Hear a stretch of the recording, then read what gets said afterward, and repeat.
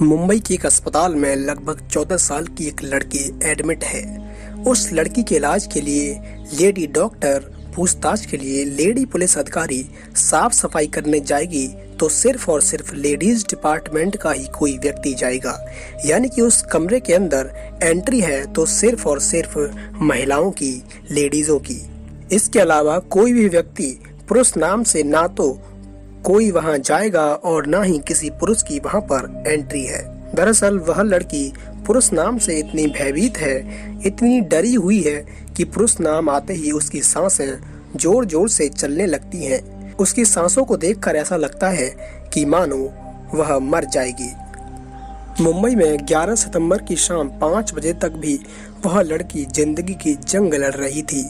वह लड़की दिल्ली की निर्भया से कम नहीं है, क्योंकि उसके साथ भी कुछ ऐसा ही हुआ है, बल्कि उससे ज्यादा कहें तो कम नहीं होगा। यह घटना है महाराष्ट्र के पुणे शहर की। दरअसल यहाँ एक थाना है बनवाड़ी, और इसी थाने क्षेत्र में रहने वाली एक लड़की जिसकी उम्र महज 14 साल है, उसके माता और उसके पिता किसी नर्सरी में नौकरी करते हैं और वहीं पर पेड़ों की देखरेख करते हैं। यह 31 अगस्त की रात 10 बजे के आसपास की वारदात है। यह लड़की अपने एक दोस्त से मिलने के लिए पुणे के एक रेलवे स्टेशन पर पहुंच जाती है। वहां जाकर उस लड़के का इंतजार कर रही थी। रात के 10 बज चुके थे, मगर उसका दोस्त अभी तक नहीं आया था, जिसको लेकर वह काफी परेशान थी और रो रही थी। अचानक से ही उस लड़की पर एक ऑटो वाले की नजर पड़ जाती है, और जैसे ही ऑटो वाले की नजर पड़ती है तो ऑटो वाला उससे पूछता है कि तुम क्यों रो रही हो, तुम्हें क्या परेशानी है, क्या मैं तुम्हारी कोई मदद कर सकता हूँ। उस समय लड़की को एक सहारे की जरूरत थी। उस ऑटो वाले की बात सुनकर लड़की को लगता है कि ये व्यक्ति मेरी मदद कर सकता है। ऑटो वाले की उम्र 30 साल के आसपास थी। ऑटो वाला लड़की का शुभ चिंतक बनकर बात कर रहा था। ऑटो वाले की बात सुनकर उस लड़की को लगा कि ये व्यक्ति अच्छा आदमी है। फिर उसने ऑटो वाले को अपने उस दोस्त के बारे में बताया जिससे वह मिलने के लिए इंतजार कर रही थी, जिसके लिए वह काफी परेशान थी। लड़की ने ऑटो वाले से कहा कि वह अपने घर वालों की बिना मर्जी के यहाँ रेलवे स्टेशन पर अपने दोस्त से मिलने के लिए आई है, लेकिन अभी उसका दोस्त नहीं आया है, इसलिए वह परेशान है। इतना सुनने के बाद वह ऑटो वाला वहां से चला जाता है और करीब 10 मिनट के बाद फिर वापस लौट कर आता है और लड़की से कहता है कि तुम जिसका इंतजार कर रही हो, दरअसल वह लड़का बाहर खड़ा हुआ है और वह यहाँ पर आना नहीं चाहता। वह शर्मिंदा है, लेट होने की वजह से वह तुम्हारे पास आना नहीं चाहता। उसके बाद ऑटो वाला आगे कहता है कि तुम मेरे साथ चलो, मैं तुम्हें उससे मिलवा दूंगा। लड़की काफी देर से रो रही थी, परेशान थी। उसके पास पीने के लिए पानी नहीं था, तो ऑटो वाला उस लड़की को एक पानी की बोतल देता है। बोतल में से पानी पीने के बाद दोनों साथ साथ बाहर की ओर चलने लगते हैं। बोतल का पानी पीने के बाद अचानक से ही लड़की को चक्कर आना शुरू हो जाते हैं। लड़की चक्कर खाकर गिरती उससे पहले ही ऑटो वाला उसे ऑटो में बिठाकर जंगल की ओर ले जाता है, और जंगल में ले जाने के बाद उसके साथ बलात्कार करता है और कई घंटे तक उसको अपने साथ रखता है। उस 14 साल की लड़की को कुछ भी होश नहीं था, क्योंकि उसे पानी में मिलाकर कुछ नशीला पदार्थ दिया गया था। ऑटो वाले को लड़की के साथ 2 से 3 घंटे हो जाते हैं। उसके बाद वह ऑटो ड्राइवर लड़की को दोबारा से ऑटो में बैठाकर एक छोटे से होटल में ले जाता है। उस होटल में पहले से ही कुछ लड़के और कुछ युवक उनका इंतजार कर रहे थे। लड़की एक कमरे में जाती है। 31 अगस्त की रात 10 बजे यह वाकया। होटल में जाने के बाद लड़की को एक कमरे में बंद कर दिया जाता है और उसके पूरे कपड़े उतार दिए जाते हैं, यानी कि उसके बदन पर एक भी कपड़ा नहीं था। लड़की के साथ पहले ही ऑटो वाला बलात्कार कर चुका था। ऑटो वाले ने जो नशीला पदार्थ उस लड़की को पिलाया था, धीरे धीरे उसका असर खत्म होने लगता है और उसे होश आने लगता है। लेकिन जब तक उसे होश आता तब तक उसके साथ लगभग 12 लड़के बारी बारी से रेप कर चुके थे। रात हो जाती है, रात से दिन निकल आता है और दिन भर यही काम चलता रहता है। एक के बाद एक लड़का आता है और यही सिलसिला लगातार चलता रहता है। शाम हो जाती है, यानी कि इस कमरे के अंदर वह लड़की 24 घंटे तक रहती है और वह 12 लड़के 24 घंटे तक उसके साथ बलात्कार पर बलात्कार करते रहते हैं। वह लड़की भूख से प्यास से तड़प रही थी।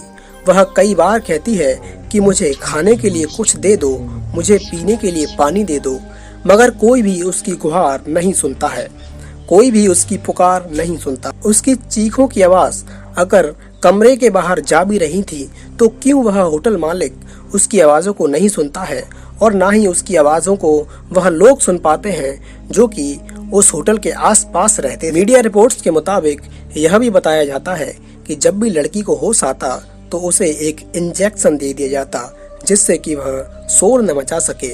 इसी बीच लड़की बारी बारी से रिक्वेस्ट करती है, माफी मांगती है और उनसे कहती है कि मुझे छोड़ दो, मुझे जाने दो, लेकिन इन 12 लड़कों में से कोई भी उसकी गुहार को नहीं सुनता है। यह सिलसिला घंटों तक चलता रहता है।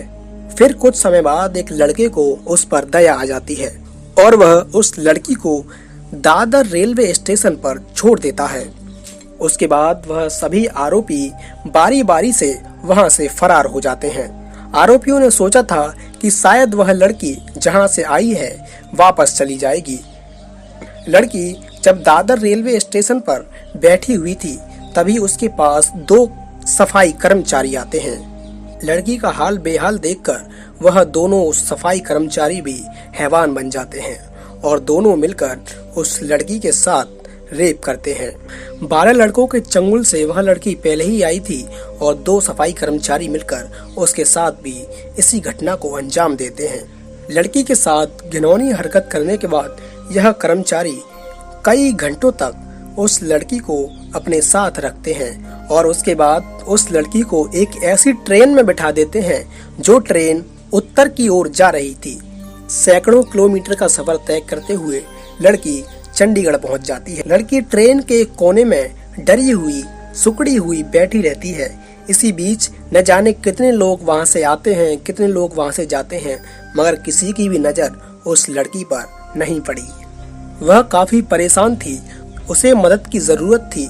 48 घंटे से ज्यादा उसके साथ 12 अलग अलग लोगों ने और सफाई कर्मचारियों ने बलात्कार किया था।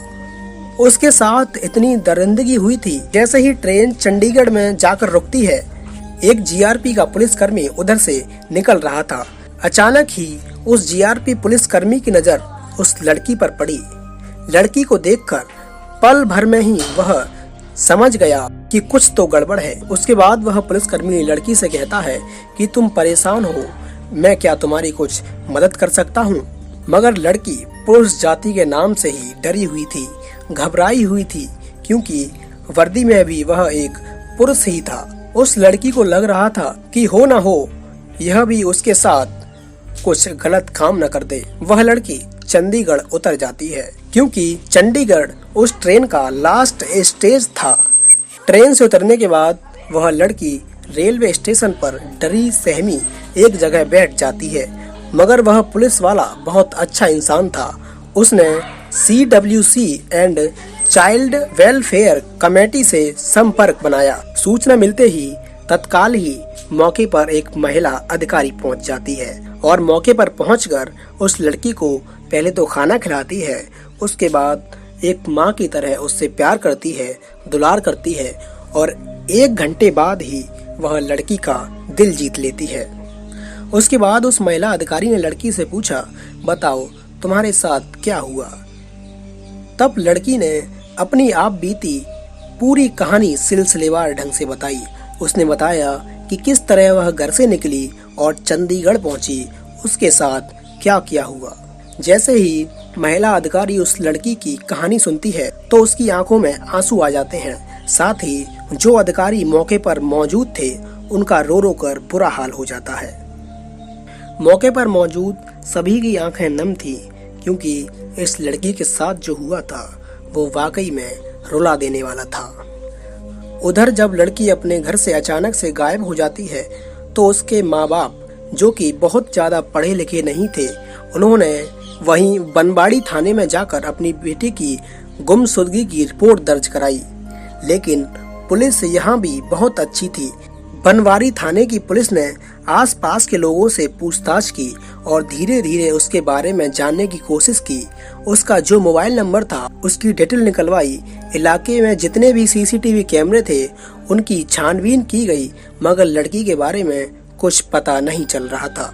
जैसे ही चंडीगढ़ पुलिस बनवाड़ी पुलिस से संपर्क करती है, उसके बाद चंडीगढ़ से उस लड़की को हवाई जहाज के माध्यम से मुंबई लाया जाता है। उसके बाद बनवाड़ी पुलिस सहित चंडीगढ़ पुलिस भी इस मामले की बारीकी से जांच करती है। वहीं दूसरी तरफ लड़की को चंडीगढ़ से मुंबई के एक अस्पताल में भर्ती कराया जाता है और वहां हॉस्पिटल में जितना भी टोटल स्टाफ था वह सिर्फ और सिर्फ महिला स्टाफ था और वह महिला स्टाफ ही लड़की की देखरेख कर रहा था। उस समय लड़की पुरुष नाम से बहुत ही भयभीत थी। वह पुरुष नाम सुनते ही डरने लगती थी। इसके बाद पुलिस ने मामले की जांच पड़ताल शुरू की और 100 से ज्यादा सीसीटीवी कैमरे खंगालने के बाद आखिरकार पुणे के रेलवे स्टेशन पर एक ऑटो नजर आ जाता है। यह वही ऑटो था जिस ऑटो में ऑटो चालक उस लड़की को बिठा कर ले गया था, जिस ऑटो चालक की उम्र लगभग 30 साल के आसपास थी। ऑटो का नंबर मिलने के बाद पुलिस ऑटो चालक को गिरफ्तार कर लेती है। उसके बाद ऑटो चालक से पूछताछ करती है तो उस मामले के 12 के 12 आरोपी गिरफ्तार हो जाते हैं। 12 लोगों को गिरफ्तार होने के बाद पुलिस उन 2 सफाई कर्मचारियों तक भी पहुंच जाती है जिन्होंने लड़की के साथ वारदात को अंजाम दिया था। पुलिस ने इस मामले में 16 आरोपियों को गिरफ्तार किया था जो इस केस से सीधे तौर पर जुड़े हुए थे। हम सल्यूट करते हैं उस पुलिस को जो कि जीआरपी पुलिस का सिपाही था। हम सल्यूट करते हैं उस महिला को जिसने लड़की का दिल जीता, जिन्होंने इस लड़की को हॉस्पिटल तक पहुंचाया, और हम सल्यूट करते हैं उस पुलिस को जिसने इस मामले को महज 5 से 6 दिन में ही खोलकर सबके सामने रख दिया। वैसे आपकी इस मामले के बारे में क्या राय है? इस तरह के दरिंदों को क्या सजा मिलनी चाहिए? अपनी निजी राय हमें कमेंट बॉक्स में आकर जरूर दें। जय हिंद, वंदे मातरम।